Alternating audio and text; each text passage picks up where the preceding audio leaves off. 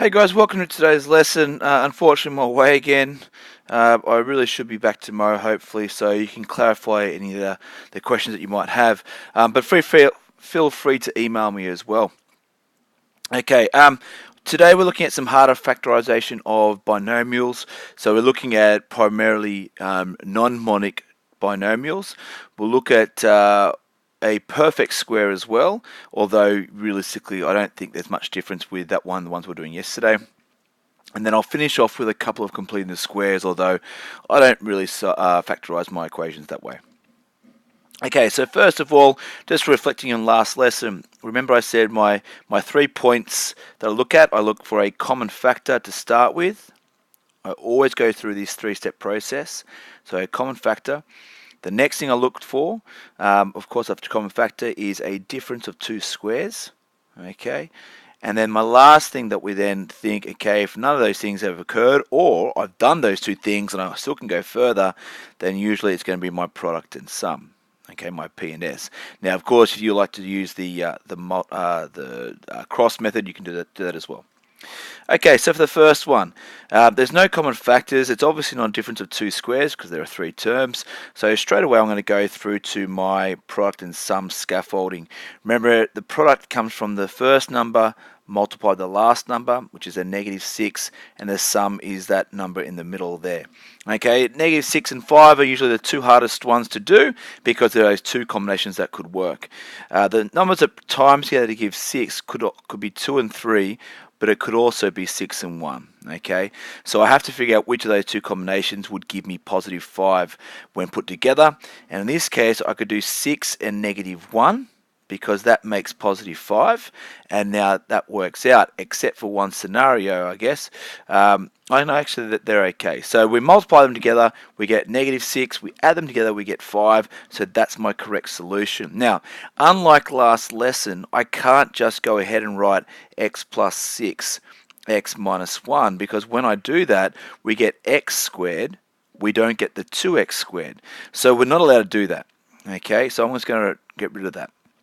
So what we're actually doing, and we mentioned this a few days ago, that we're actually splitting this 5x up into these 2 terms, 6x minus 1x.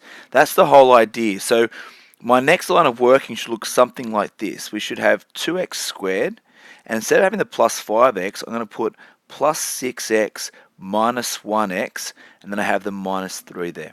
Okay, so what that now enables me to do, and I like to underline the first pair and the second pair, I can now factorize and take the common factor out like in step 1. So I'm going to take the 2 and the x out of the first one. That leaves me with x plus 3 in the brackets. I'm going to take a -1 out, and in the brackets, I again have the x plus 3. And remembering, -1 times x is -1x, -1 times +3 is -3. The big indicator too that these brackets have to be the same. If they're not, you've probably made some mistake, and it's probably with that minus. I can now then take the x plus 3 at the front, okay, like that, and then have 2x minus 1 in the brackets, or vice versa. The 2x minus 1 could be in front. Okay, that's it. Let's have a crack at the second one. Likewise, there's no common factors, not a difference of 2 squares. So straight away, I'm going to go into my product and my sum. Again, pause this, guys. Have a crack at it if you wish, and then play it and see if you get it correct. Okay, 3 times 4 makes 12. Remember, the first number times the last number. The middle number is -7.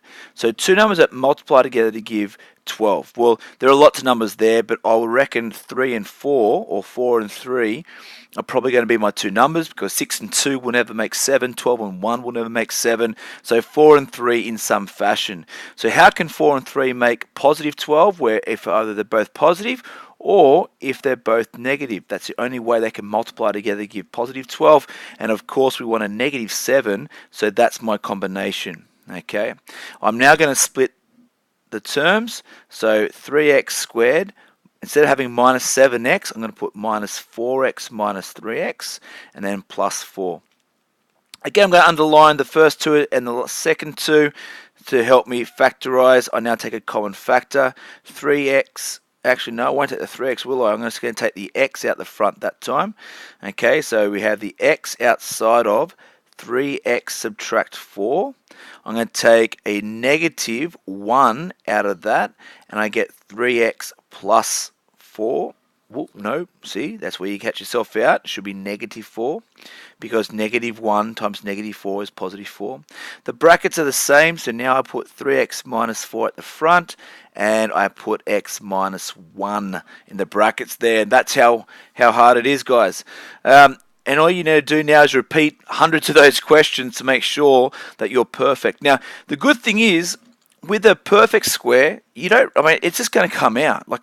This question here, right? If you recognize that this is a perfect square, and you go straight away and say, well, that's x plus 4 all squared, then you know what? Well done. Hands off to you. You've done a good job.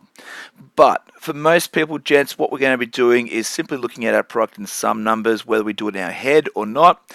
1 times 16 is 16. The sum is 8. I'm doing exactly the same way.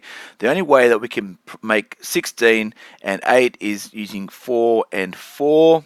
Okay, because 4 times 4 is 16, 4 plus 4 is 8. It's a monic. So straight away I can put x plus 4 and I can put x plus 4, or alternatively, I can put x plus 4 all squared. Okay, that's pretty much it. Now, if you want to stop there, most welcome, because what I'm about to show you for the next part, you don't really need to know. We very rarely use it, maybe for functions and circles later on and some parabolas, but at the moment it's not necessary. So if you think that's enough for you guys, then stop watching. Otherwise, keep on going and see if you understand it. So a few people mentioned the other day when I said what are some ways to solve an equation, a few people mentioned the completing the square. Okay, I'll write it, I'll write it, right? I might just move these here. Okay, they mentioned this completing the square. Now, completing the square can be really useful, particularly when we're finding the vertex of a parabola or finding the center of a circle. We'll do those in the functions topic. Now, for these questions here though, and if we're asked to factorize, we're a little bit limited. Because usually if you try and factorize these, there's no common factors, they're not different to two squares. If you try and do a product and sum on them, for the first one we get 3 and 2, we'll never make those combinations, because the only way I can make 2 is doing 3 take away 1. But that would give me a negative 3 on a product. Therefore, it doesn't work. Likewise, over here, if I do a product and sum, I get 1 times 1 is 1, and I get a sum of 4. 1 and 1 can never make 4. It doesn't work. So, technically, we can't factorize these guys, right? But if we want to kind of push ourselves into factorizations, we can do completing the square.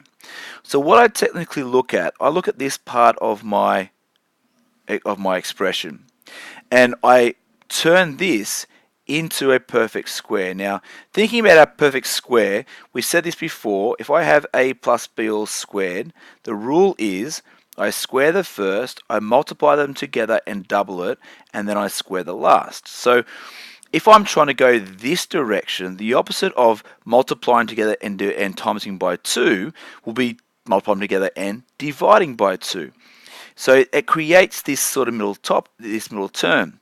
So what I can do to start off with, I can put x plus 1 all squared. Now that's because I simply said 2 divided by 2 is 1. Now why did I do that?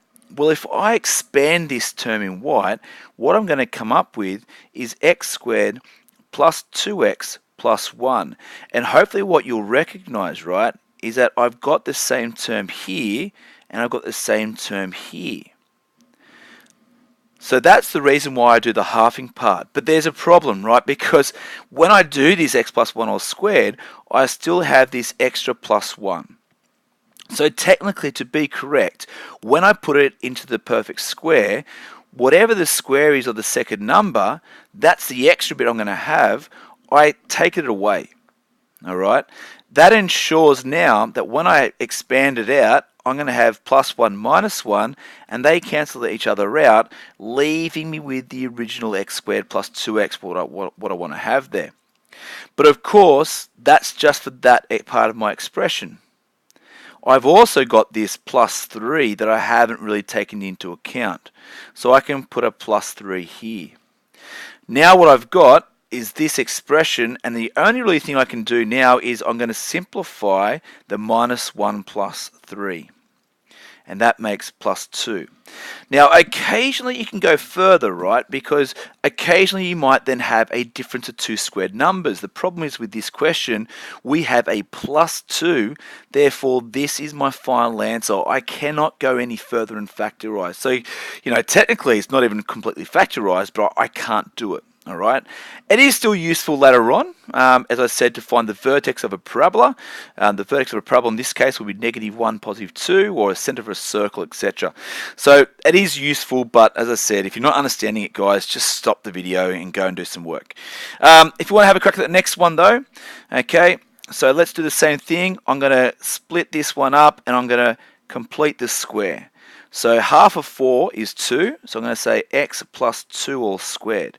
Now remember, what that is going to create, and I'm going to write it out and then I'm going to delete it, that creates x squared plus 4x, yep, that's what we wanted, but it has this additional plus 2. So what we need to do is counteract that. So not 2, it should be a 4, shouldn't it? I want to counteract that extra plus 4 that I didn't want to have, okay, and I'm going to subtract that 4. Okay, so again, it comes from completing the square is from the perfect square, but I've got that extra amount that I don't want to have. So let's get rid of that minus 4. Now again, I've still got this plus 1 that I need to tack on the end there, and I end up getting x plus 2 squared minus 3. Okay, now that's correct, and that's almost the same as the previous question. However, there is a significant difference. I now have a difference of two squared numbers. Now you might say to me, but sir, 3 is not a squared number. And that's technically true, and that's why, as I said, these questions aren't particularly useful at the moment. They will be later on. But what I can do, I can still square root both. If I square root the first term, I get x plus 2. If I square root the second term, so remember we have 1 plus 1 minus, okay, I get the square root of 3. And the second set of brackets, I've still got x plus 2. I've still got root 3. 1's a plus, 1 becomes a minus, and that is my factorized version. Now, once again, guys, I mentioned that if you don't understand that, that doesn't matter. We'll get to that. I'm more concerned with the non-monic binomials or quadratics. I want you to factorize. This is just a little bit extra. Now, the work I've set for you today is only on the first slide, so please just do that, and then we'll see how we go a little bit later on with this harder stuff. Have a great day, guys. Hopefully I'll see you tomorrow. Otherwise, email me if you need some extra help. Thank you.